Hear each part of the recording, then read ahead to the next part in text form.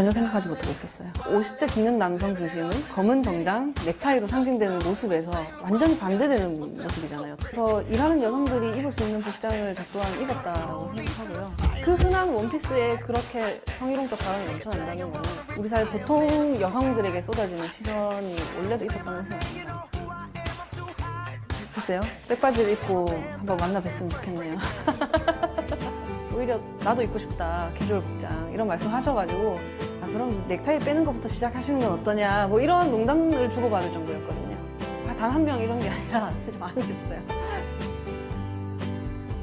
제가 IT 노동자 출신이잖아요. 그래서 장시간 노동 문제를 좀 해결할 수 있는 법안들을 준비를 하고 있습니다.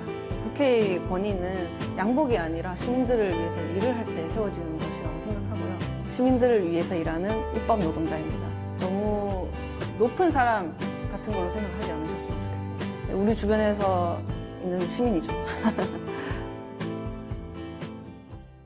금태섭 전 의원과 신당 창당을 추진하고 있는 정의당 비례대표 류호정 의원 측이 자당인 정의당에 보낸 초청장입니다.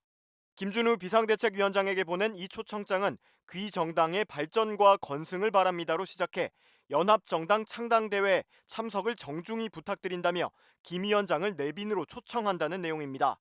초청장은 새로운 선택 대표 금태섭 그리고 정의당 당원이자 당내 청년단체인 세 번째 권력의 조성주 공동운영위원장 명의로 돼 있습니다. 김준우 위원장은 자신의 SNS에 이 초청장을 공개하면서 아무리 생각해도 류호정 의원과 조성주 위원장이 탈당계는 내고 초청장을 보내는 게 맞다고 본다고 비판했습니다. 이어 조 위원장은 정의당 탈당도 안 하고 초대장을 보내냐며 그래도 기본적인 서로 간의 예의를 지켜주길 바란다. 정의당을 떠나겠지만 너무 무시하셔도 곤란하다며 불쾌감을 드러냈습니다. 또 이것이 세 번째 권력이 그토록 강조하는 책임 정치냐고 반문하면서 개혁적 보수와 합리적 진보가 만나는 첫 시작이 이런 식이면 곤란하지 않겠냐며 16일까지 류 의원과 조 위원장의 탈당을 촉구했습니다. 엄연히 현직 당원 신분이면서 탈당도 안 한 상태로 새 당을 만들겠다고 당대표에게 초청장을 보내는 게 기막히다는 입장을 밝힌 것으로 보입니다. 정의당 비례대표인 류 의원은 탈당을 해야 다음 후보자가 비례대표를 승계할 수 있는데 만약 류 의원이 임기 종료 120일 이내인 1월 30일 이후 탈당하면 공직선거법상 비례대표직 승계가 불가능해질 수 있습니다. 앞서 류 의원은 제3지대에 대해 4분의 1 정도 당원들이 긍정했다며 내년 1월까지 당원들을 설득하겠다고 말해 당장 탈당할 생각이 없다고 밝힌 바 있습니다.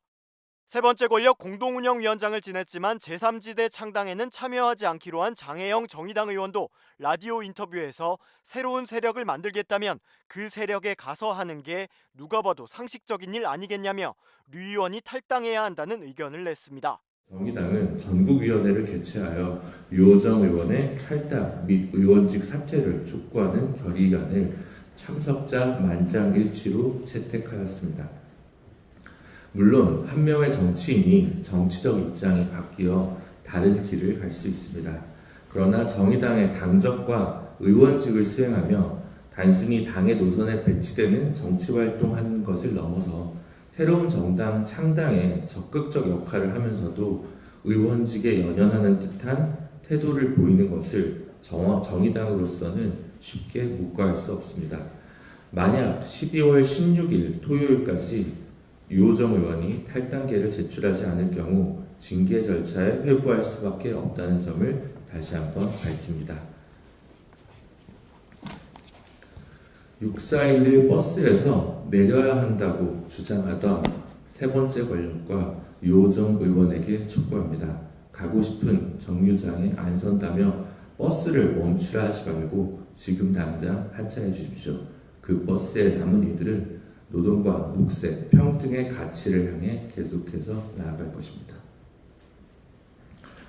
아울러 전후 사정을 감안하더라도 정의당 비례 1번 국회의원의 새로운 정치적 선택으로 인하여 결과적으로 당원과 지지자, 시민 여러분께 큰 실망을 안겨드린 점에 대해서 정의당의 당적 책임을 말씀드리지 않을 수 없을 것 같습니다. 정의당은 최근 류호정 의원이 보이고 있는 새로운 선택의 책임을 통감하고 있습니다. 무엇보다 저는 정의당의 비상대책위원장으로서 정의당을 지지해 주시고 선택해 주신 시민 여러분께 진심으로 사과의 말씀을 드립니다. 정의당 비상대책위원장으로서 향후 22대 총선에서 비례대표 후보의 검증과 각종 재발 방지 대책을 적극적으로 강구하도록 하겠습니다. 필요하다면 비례대표 임기 2년제 등의 대안도 고려해 보겠습니다. 다시 한번 당원과 지지자, 시민 여러분께 용서를 구합니다. 아무튼 정의당 지도부는 당을 떠나라 내지 16일까지 입장을 밝혀라 이런 요구를 내놨는데 어떻게 받아들이고 계세요 이거는?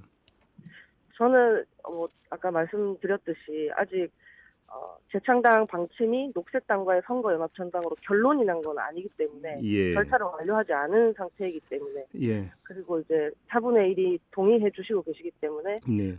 더 많은 설득을 하기 위해서 노력할 예정입니다. 근데 당의 방침이 만약에 그쪽으로 당론이 결정이 되면 그때는 당을 떠날 생각이십니까? 사실 지금 소위 말하는 전문 용어로 노선 투쟁 같은 게 당내에서 벌어지고 있는 것이잖아요. 네, 네, 네. 그랬을 때 한쪽은 당연히 해당 행위자로 몰리는 상황이 생길 수밖에 없는 것 같고요.